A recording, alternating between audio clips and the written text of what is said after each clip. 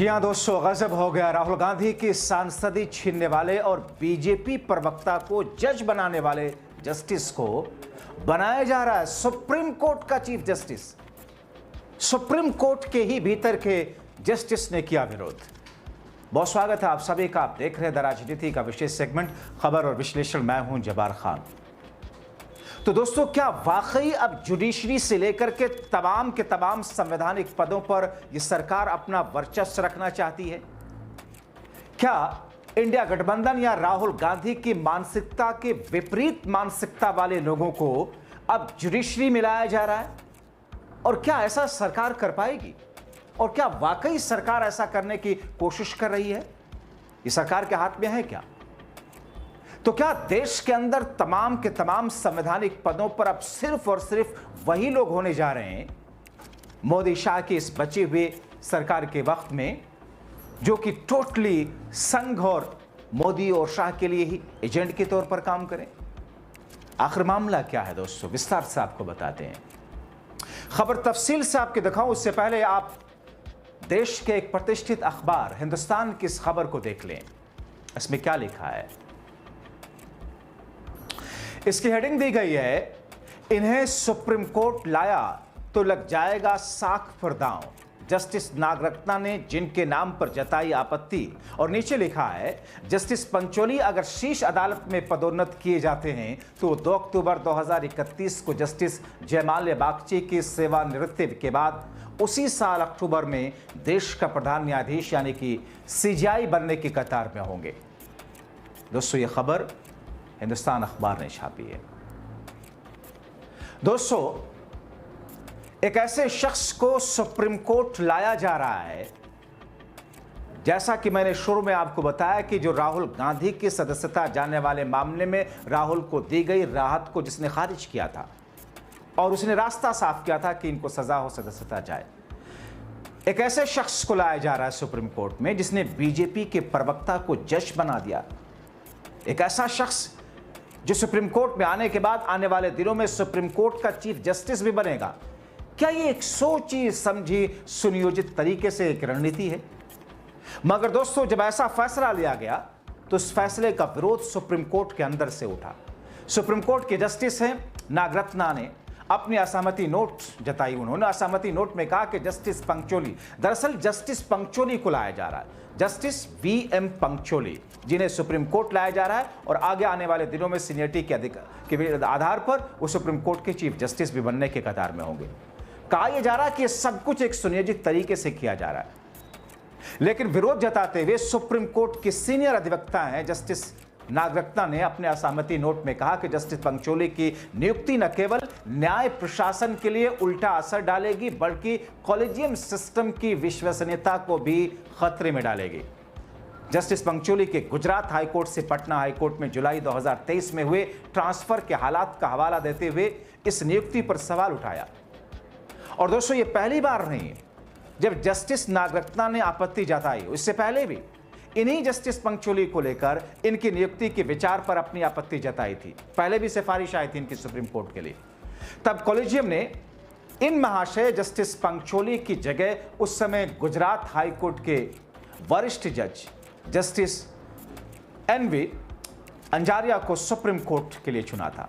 यानी कि ये जस्टिस पंचोली जब गुजरात हाईकोर्ट में थे तब भी इन्हें सुप्रीम कोर्ट भेजे जाने की बात कही जा रही थी, लेकिन तब भी आपत्ति जताई गई सुप्रीम कोर्ट की तरफ से। फिर गुजरात से इनको बिहार पटना हाईकोर्ट भेज दिया गया, वहां से लेकर आया जा रहा है। दोस्तों, जस्टिस पंचोली वही जस्टिस हैं जिन्होंने राहुल गांधी के खिलाफ उनकी सांसदी रद्द होने और उनको 2 साल की सजा के होने के लिए रास्ता साफ किया था। आप देखिए, इस खबर में लिखा हुआ है, फरवरी 2023 में इन्हीं जस्टिस पंचोली ने न जाने क्या राहुल से बैर था कि कांग्रेस सांसद राहुल गांधी के खिलाफ एक आपराधिक मानहानि मामले में गुजरात उच्च न्यायालय द्वारा दी गई अंतरिम रोक या राहुल के लिए उस रोक को हटा दिया था, जिसमें गांधी पर मोदी समुदाय को बदनाम करने का आरोप लगाया गया था। उन्होंने कथित तौर पर पीएम मोदी की तुलना आर्थिक अपराधी नीरव मोदी से और ललित मोदी से की थी।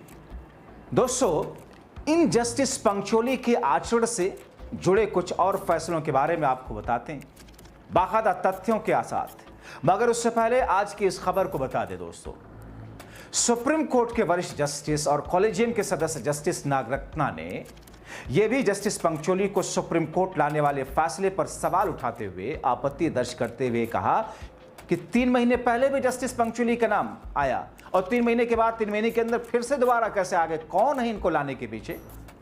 सुप्रीम कोर्ट के जस्टिस नागरत्ना ने अपने नोट में इस बात पर हैरानी जताई कि 3 महीने के भीतर ही जस्टिस पंचोली का नाम फिर से सामने कैसे आ गया। चेतावनी दी उन्होंने, अगर ऐसी नियुक्ति से कॉलेजियम की पारदर्शिता और विश्वसनीयता पर सवाल उठेंगे तो फिर अदालत के साथ का क्या होगा, और उठेंगे सवाल। उनके नोट में यह भी उल्लेख किया गया कि अगर जस्टिस पंचोली की नियुक्ति होती है तो वो अक्टूबर 2031 से मई 2033 तक चीफ जस्टिस के रूप में कार्यरत हो सकते हैं, जो उनके अनुसार संस्थान के हित में नहीं होगा। जस्टिस नागरत्ना ने यह भी अनुरोध किया कि उनकी असहमति को सुप्रीम कोर्ट की वेबसाइट पर अपलोड किया जाए ताकि कॉलेजियम के निर्णय प्रक्रिया में पारदर्शिता बनी रहे। यह कदम हाल के दिनों में सुप्रीम कोर्ट के पारदर्शित निर्णय लेने पर जोर देने के मद्देनजर अहम है। आपको बताएं कि कॉलेजियम ने जस्टिस आलोक राधे, जस्टिस पंचोली की नियुक्ति की सिफारिश अभी की थी हाल में। इनकी नियुक्ति के बाद सुप्रीम कोर्ट में पूर्ण स्वीकृति संख्या 34 जजों तक पहुंच जाएगी। सुप्रीम कोर्ट में जितने जज होने चाहिए 34 उन तक हो जाएगी। जस्टिस पंचोली की नियुक्ति को मंजूरी मिलने पर जस्टिस जयमाल बागची के 2031 में रिटायर होने के बाद चीफ जस्टिस की कुर्सी पर होंगे। दोस्तों, जस्टिस नागरत्ना ने अपने ही इस सहमति नोट के जरिए एक बार फिर अपनी निष्पक्षता, साहस का परिचय दिया। उनकी टिप्पणी न केवल कॉलेजियम के कार्यप्रणाली पर सवाल उठाती है बल्कि न्यायिक नियुक्तियों में पारदर्शिता और जवाबदेही की आवश्यकता को भी रेखांकित करती है। अब आपको विवादित जस्टिस पंचोली के एक और विवादित फैसले के बारे में जल्दी से बताते हैं। आप अंदाजा लगाइए इनके बारे में। और अब ये जस्टिस पंचोली न सिर्फ सुप्रीम कोर्ट में नियुक्त हो रहे हैं बल्कि जस्टिस बागची के बतौर चीफ जस्टिस रिटायर होने के बाद सीजीआई होंगे। विवादास्पद खबर यह है कि गुजरात उच्च न्यायालय में अपने कार्यकाल के दौरान जनवरी 2022 में न्यायमूर्ति विपुल पंचोली ने, इन्हीं का नाम है जस्टिस पंचोली जिसे मैं कह रहा हूं, जस्टिस वीएम पंचोली, विपुल पंचोली ने समाचार नेटवर्क टीवी 18 ब्रॉडकास्ट लिमिटेड और सीएनबीसी टीवी 18 के 2 पत्रकारों लता वेंकटेश और निमिष शाह की उस याचिका को खारिज कर दिया था जिसमें अदानी ट्रांसमिशन लिमिटेड यानी कि एटीएल द्वारा गांधीनगर के कलोल स्थित प्रथम श्रेणी न्यायिक मजिस्ट्रेट के समक्ष उनके खिलाफ मानहानि का मुकदमा दायर किया गया था। अब सोचिए, मानहानि का मुकदमा किसने कराया? अडानी ग्रुप ने। टीवी 18 किसका है? अंबानी ग्रुप का। दोनों ग्रुप के बीच में बिजनेस राइवलरी है। इनके पत्रकारों ने उनके छवि खराब करने की कोशिश की थी कथित तौर पर। उन्होंने मुकदमा दर्ज किया, इन्होंने कहा मुकदमा खारिज किया जाए। इन्होंने क्या किया था? नहीं किया था, इनकी ही अपील खारिज कर दी थी।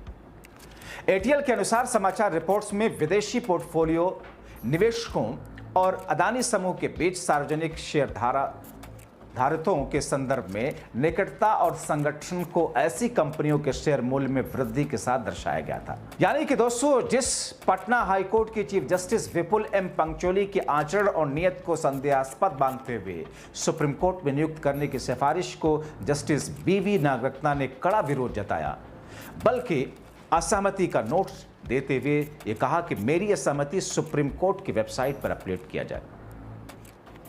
मगर दोस्तों, क्या हुआ? कॉलेजियम ने उनकी नियुक्ति दे दी। 4 जस्टिस एक तरफ थे और ये अकेली थी। तो अब इनकी नियुक्ति तो सुप्रीम कोर्ट में हो गई है और ये तय है कि आने वाले दिनों में 2031 में जब जस्टिस माले बख्शी रिटायर होंगे तो यही सुप्रीम कोर्ट के चीफ जस्टिस होंगे। 5 कॉलेजियम में जो लोग थे उनके नाम मैं आपको बता देता हूं। Chief justice of India BR Gavai खुद थे, जस्टिस सूर्यकांत थे। जस्टिस सूर्यकांत के बारे में भी वही कहा जाता है जो जस्टिस पंचोली के बारे में मशहूर है।